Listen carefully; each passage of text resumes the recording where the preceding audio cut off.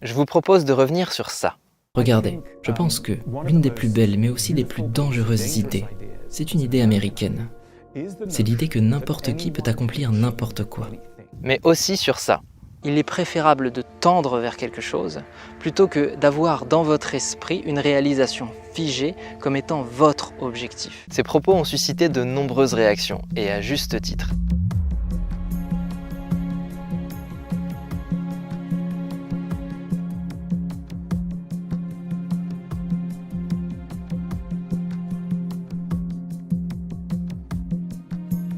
Et mon intention n'est pas d'être celui qui a raison, mais de partager un mode de raisonnement qui est à la fois sain et utile. Alors aujourd'hui, j'aimerais corriger certains aspects et développer cette grande idée qui, d'après moi, est utile pour tous. Comment déterminer un objectif sainement? Initialement, je voulais réagir à cette grande idée qui est répandue dans le développement personnel, qui consiste à pousser les gens à vouloir devenir la meilleure version d'elles-mêmes, à toujours se dépasser et à toujours avoir une ambition plus grande. Un petit peu comme si notre modèle de croissance économique, on l'appliquait à la personnalité pour créer un modèle de développement de soi qui aille toujours vers plus de croissance, plus d'ambition, plus de succès, plus de résultats. Et on le voit avec tout l'environnement qui est créé autour des personnages célèbres du développement personnel. On a l'impression que l'objectif, c'est de devenir comme eux. Et pour beaucoup de gens, c'est une chimère, c'est totalement inatteignable. Il y a énormément de gens qui sont très compétents, que j'ai rencontrés, mais qui ne seront jamais Tony Robbins, et qui n'arriveront jamais à ressembler à Tony Robbins. Donc la question, c'est comment est-ce que je peux évoluer sainement, réussir à créer un environnement où je peux atteindre des résultats et me développer personnellement à hauteur de ce qui est possible pour moi, et en même temps me sentir en paix avec moi-même. Et il y a beaucoup de contradictions. Alors je me basais sur l'esprit du bouddhisme et sur la pratique de la méditation qui elle-même consiste à développer un art du détachement, c'est-à-dire une présence d'esprit suffisante pour être à l'écoute sur tous les mécanismes d'attachement qui font que je vais convoiter un objectif, que je vais convoiter un résultat, que je vais convoiter un devenir. Et tout ce mode de pensée a tendance très naturellement et spontanément à produire de la souffrance. Donc il y a une vraie contradiction entre la posture de quelqu'un qui souhaite apprendre la méditation et développer un art de vivre autour de la présence, de la clarté d'esprit, de l'écoute intérieure, et cette volonté qu'on a de vouloir devenir quelque chose qui serait le maximum de tout notre potentiel, un petit peu comme s'il y avait une pyramide de soi et qu'au sommet de cette pyramide, il y a les potentiels les plus brillants, les plus saillants, qui nous apportent le maximum de succès, le maximum de satisfaction. En me positionnant, j'ai fait quelques erreurs et j'ai oublié qu'on pourrait déterminer des objectifs tout en respectant certaines valeurs et on pourrait avoir une relation saine avec ces objectifs. Et j'ai mis en opposition l'intention et l'objectif. C'est important d'être flexible. Et donc pour être flexible, il est préférable d'avoir des intentions plutôt que d'avoir des objectifs. Ici, ce que j'ai fait, c'est que j'ai identifié que la problématique d'un objectif, c'est l'attachement qu'on peut avoir pour un résultat. Et à partir du moment où je suis attaché à un résultat, ce qui est intéressant de noter, c'est que je ne serai jamais satisfait, puisque je suis toujours dans une quête, je suis toujours dans une attente, une posture d'attente. Quand on pratique la méditation, ce qu'on cherche à faire, c'est à créer un espace d'observation, d'écoute, sans qu'il y ait de conditionnement. Ça veut dire sans attente, sans volonté de transformer, d'alimenter, d'empêcher les choses ou d'obtenir quoi que ce soit. On est juste là, en présence. Et c'est une posture de l'esprit qui est très bénéfique. Pourquoi? Parce qu'elle nous permet de se satisfaire de ce qu'on est, de se satisfaire de ce qu'on vit maintenant. Et ça, on peut le faire à tous les moments de l'existence, alors même qu'il n'y a aucune condition extérieure pour le vivre. C'est-à-dire qu'aujourd'hui, avant même d'avoir réalisé mon rêve, je pourrais prendre un espace, visualiser mon rêve et sentir qu'au bout du compte, là maintenant, si je respire, si je suis à l'écoute de ce que je vis, j'ai pas besoin de ce rêve pour être heureux. Je peux juste être en présence et rien qu'avec ma capacité à être en présence, je peux me sentir épanoui. Dans cette capacité, dans ce moment présent, je peux même utiliser mon imaginaire pour vivre un rêve alors même que je n'ai rien fait pour le réaliser. Donc il y a déjà dans mon esprit toutes les ressources pour me sentir clairement épanoui maintenant. J'ai pas besoin de cette convoitise, j'ai pas besoin de cette quête. Alors maintenant, dans l'existence humaine, même si on pratique la méditation et même si on a une existence relativement saine, on va se rendre compte qu'on a besoin quand même d'avoir des objectifs. Pourquoi ? Parce que les objectifs, ce sont des choses qui sont précises et mesurables. Et on a besoin de pouvoir évaluer la manière dont on agit pour construire un projet. Une intention, par contre, ça va être quelque chose qui est ouvert. C'est un petit peu comme l'énergie à l'origine de l'objectif. C'est une ouverture, quelque chose qui se manifeste plutôt à l'intérieur par des ressentis, des émotions. C'est comme l'impulsion qui va nous permettre d'atteindre l'objectif. Donc les deux sont nécessaires. Alors je vous propose de découvrir les 5 critères d'un objectif sain. Pour les retenir, c'est très simple, il suffit de mémoriser l'acronyme SUPER. S pour spécifique, U pour uniquement pour soi, P pour positif, E pour écologique et R pour réaliste ou réalisable. Alors spécifique, qu'est-ce que ça veut dire exactement ? Souvent on s'en rend pas compte, mais on a tendance à formuler des objectifs qui ne sont pas du tout spécifiques. Par exemple, on pourrait dire j'aimerais avoir plus confiance en moi, ou alors j'aimerais changer. Il n'y a rien de spécifique là-dedans. Donc l'idée ça va être de se poser la question, mais comment précisément ? Je voudrais avoir plus confiance en moi, d'accord, mais comment ? Qu'est-ce qu'il faut que je change à l'intérieur de moi pour avoir plus confiance en moi ? Et surtout, confiance en moi, qu'est-ce que ça veut dire exactement ? Et à ce moment-là, ça va me permettre d'identifier exactement ce dont j'ai besoin. Par exemple, je pourrais réaliser qu'en fait, ce que j'aimerais, c'est savoir mieux parler en public. Mieux parler en public, ça pourrait vouloir dire mieux manier les sujets que j'aborde. Ça pourrait aussi vouloir dire être capable de m'exprimer avec une meilleure éloquence, avec plus de rythme, savoir comment bouger, comment positionner mon corps. Là, précisément, dans tout cet aspect, il y a la notion de confiance qui englobe tous ces aspects, mais qui est imprécise. On pourrait dire que c'est mon intention d'avoir plus confiance. Mais mes objectifs, ça va être de travailler mon rythme, de travailler mes silences, de travailler mes sujets, d'apprendre mieux mon texte, etc. Et donc là, je vais avoir des objectifs spécifiques. Le deuxième critère, ça va être uniquement pour soi. Et on ne s'en rend pas compte, mais souvent on a tendance à avoir des objectifs qui ne dépendent pas de nous. Un exemple, ça pourrait être « j'aimerais que mes collègues m'apprécient » ou « j'aimerais que des inconnus s'intéressent à moi ». Comme ça ne dépend pas de moi, je vais avoir aucun impact positif sur ça. Ou alors je vais pouvoir me donner l'impression que j'ai fait quelque chose, mais en fait c'est toujours des paramètres extérieurs qui vont définir l'atteinte ou non d'un objectif. Et ça, c'est pas vraiment sain. Ce que je pourrais souhaiter par contre, c'est essayer d'améliorer ma communication avec mes collègues. Ou essayer de me rendre plus captivant. Plus captivant, ça veut dire quoi exactement ? Ça pourrait être mieux savoir raconter les histoires. Ça pourrait être connaître plein d'anecdotes particulières sur des sujets très spécifiques qui intéressent le genre de personnes que j'appelle des inconnus. Et donc là, je vais commencer à trouver des choses que je peux faire et qui peuvent avoir un impact sur ce qui est autour de moi. Le troisième critère, ça va être positif. Souvent, on ne s'en rend pas forcément compte, mais quand on demande à quelqu'un quel est ton objectif, la personne va avoir tendance à répondre parce qu'elle ne veut plus. Je ne veux plus être anxieux. Je veux arrêter de vivre ces crises d'angoisse, etc. En fait, ici, ce qui serait intéressant, ce serait de se poser la question, d'accord, mais qu'est-ce que je peux faire qui va être positif et qui va me permettre de ne plus être anxieux ? Par exemple, je pourrais apprendre à gérer mes émotions. Je pourrais apprendre à gérer l'anxiété. Ça, c'est quelque chose de positif qui est orienté vers la solution. Le problème, c'est que quand je veux arrêter, quand je dis je ne veux plus, etc., je reste focalisé sur mon problème. Et l'idée, ça va être de chercher à s'orienter solution. D'accord, la solution à l'anxiété, c'est quoi ? J'aimerais apprendre à mieux respirer. J'aimerais apprendre à ramener mon attention sur ce qui a lieu dans le moment présent.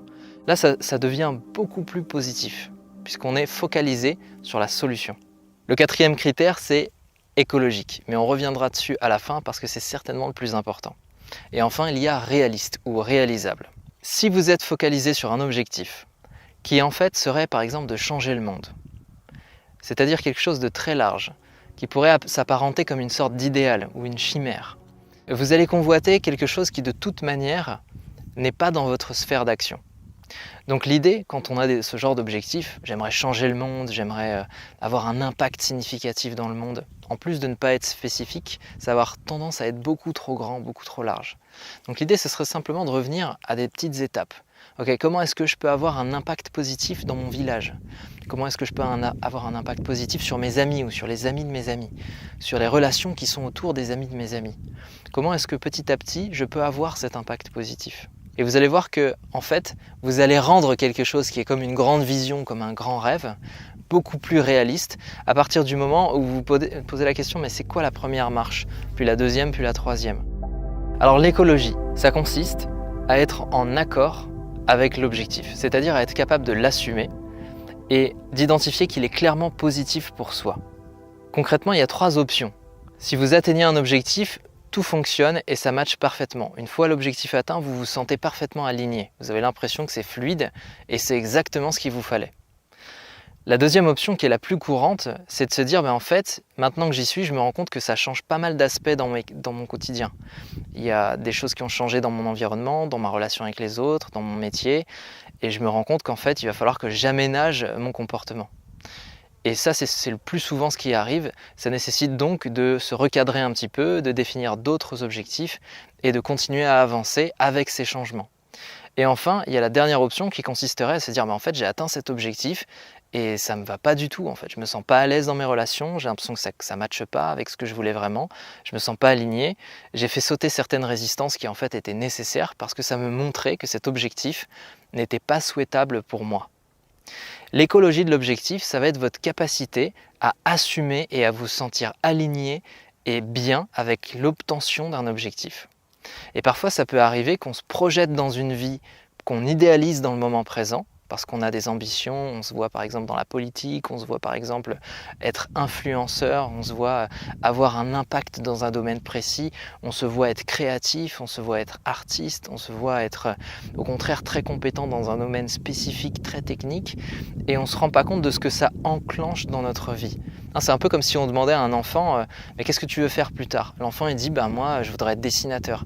Mais en fait le jour où il va apprendre à dessiner, il va se rendre compte que il n'est pas du tout à l'aise avec cet art. C'est pas ce qu'il veut. Peut-être qu'il va préférer le graphisme, ou peut-être qu'il va carrément passer à autre chose comme la comptabilité, ou je sais pas. Il fera un autre métier parce que c'est pas son truc en fait. Donc on va avoir tendance à idéaliser un objectif parce qu'on l'a pas encore atteint, et à s'imaginer qu'une fois qu'on l'aura atteint, tout sera parfait. Alors que la réalité, c'est qu'une fois qu'on a atteint un objectif, il y a pas mal de choses à aménager.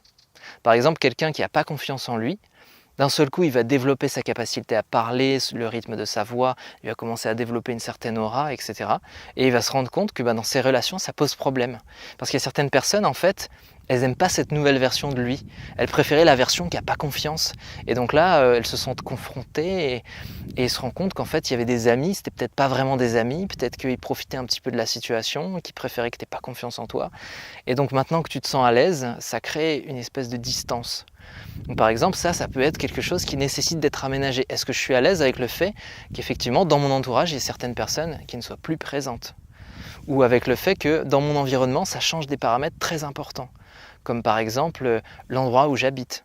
Mais effectivement, je me rends compte que si je développe mes compétences dans ce métier, ça va nécessiter que je voyage et donc je vais devoir aller à un autre endroit, je vais devoir m'acclimater, peut-être parler une autre langue, et donc ça, je ne l'avais pas forcément identifié, mais je me rends compte maintenant qu'effectivement, ça change ma vie. Et c'est là que ça peut avoir du sens d'échanger avec une personne qui va nous accompagner. Ça pourrait être un coach, ça pourrait être un hypnothérapeute par exemple. Vivre ces états de projection dans un état d'hypnose, c'est génial parce que ça permet à l'esprit de se projeter dans le futur comme si l'objectif était réellement déjà atteint. C'est quelque chose que tu peux faire aussi en méditation. Tu te mets dans un état de méditation et tu visualises un peu comme si tu imaginais l'avenir et tu vas visualiser tout ce qui arrive, ta vie par exemple, ça pourrait être visualiser une journée en étant le toi du futur qui a atteint ton objectif. Qu'est-ce qui se passe dans cette journée? Qu'est-ce qui se passe le matin? Où est-ce que tu vas et à quelle heure? Quel genre de personnes tu fréquentes? À quel endroit tu te trouves? Etc. Qu'est-ce que ça change dans ton environnement? Qu'est-ce que ça change dans tes capacités, dans tes comportements, dans tes croyances, dans tes valeurs, etc. Et en te posant ces questions, tu vas évoluer dans différentes sphères qui sont différentes sphères de ta perception, de ton identité. Et ça va te permettre de mieux comprendre si effectivement cet objectif correspond vraiment à ce que tu veux ou si en fait tu es en train de prendre une voie qui est une voie d'égarement et qui de toute manière va te faire souffrir d'une manière ou d'une autre. Soit parce que tu n'as pas atteint l'objectif, parce qu'il était inatteignable, soit parce que tu vas te rendre compte qu'en fait c'est pas vraiment ce que tu veux, soit parce que tu vas l'atteindre et en fait tu ne seras pas apte à modifier les choses suffisantes pour te sentir pleinement épanoui. À partir du moment où j'ai des ambitions, c'est très bien, mais si je ne me rends pas compte qu'en fait ces ambitions sont en train de me traîner vers un état d'esprit qui est malsain pour moi, qui me produit de la souffrance, qui me distance par rapport à ce que ma nature profonde pourrait vouloir, à savoir trouver la paix, trouver le bonheur, trouver l'estime, l'écoute dont j'ai besoin pour me sentir épanoui, eh bien à partir du moment où je distance ces valeurs profondes, l'amour aussi, à partir du moment où j'aime, où j'apprécie être avec moi, où j'apprécie être avec les autres, où je me sens clairement moi, ça c'est des choses qui sont très importantes. Et quand on développe un petit peu avec une personne en face, quelles sont ses vraies ambitions, pourquoi elle veut faire les choses, il y a toujours une histoire d'amour, il y a toujours une histoire d'observation et d'écoute profonde de soi et de se sentir en paix avec soi. Et ça, ce sont des valeurs qui sont très présentes dans la pratique de la méditation et dans tout ce qui touche à la spiritualité. Et souvent, on fait une scission entre le développement personnel et la spiritualité, comme si le développement personnel, c'était le développement de quelque chose de très matériel, un peu sombre, voire satanique pour certains, et la spiritualité, au contraire, c'était aller dans quelque chose de très ouvert, d'un détachement pur, en oubliant presque la matérialité du corps. Certaines fois, on se dit « mais non, mais moi j'aspire à m'éveiller, je veux me déconditionner complètement ». Et alors qu'en fait, c'est deux polarités qui sont ensemble. Et l'erreur que j'ai faite, c'était justement de vouloir contrebalancer ce côté extrêmement matériel avec une approche qui était extrêmement éthérique, parfois même un peu abstraite. Alors je voulais un petit peu remettre les deux ensemble, montrer que la posture la plus juste finalement, c'est une posture d'équilibre. Et je trouve que c'est super intéressant que ça ait généré autant de réactions, parce que ça permet ce discours. Et ça permet aussi de se dire, en fait, je peux avoir des objectifs qui sont très clairs, qui sont externes, bien dans la matière, et en même temps je peux être au service de quelque chose de plus profond en moi, qui pourrait être mon sentiment d'appartenance, mes valeurs, ce qui me touche, ce qui a du sens pour moi, et continuer à avancer en créant de la cohérence, et m'assurer que ça, ce soit écologique pour moi, que ça, ce soit sain pour moi, et surtout que ce soit atteignable. Donc je ne suis pas en quête d'un truc qui va me faire souffrir, je suis simplement, étape par étape, moment présent après moment présent, en train d'accomplir quelque chose qui me fait du bien et qui me permet d'être qui je suis dans sa plus pure expression, à la fois dans la matière, ici, mais aussi dans mon cœur, à l'intérieur de moi. Merci d'avoir suivi dans cette vidéo et on se dit à la prochaine. C'est la rentrée, alors je me suis dit on va commencer avec les objectifs, c'est bien, ça permet de poser une intention claire. À la prochaine. Dans ce genre de vidéo, parfois c'est bien de prendre des notes, et ça tombe bien puisque dans le prochain mail, je vous envoie tout le script de cette vidéo, ça vous permettra d'éviter de prendre des notes. Donc si vous êtes inscrit à la liste email, vous allez recevoir en fait tout le script, ça vous permettra simplement de retenir ces critères, de les appliquer, et de pouvoir en faire un usage pratique au quotidien. Et si vous n'êtes pas encore inscrit, je vous invite à rejoindre la liste email, c'est le premier lien dans la description. Namasté.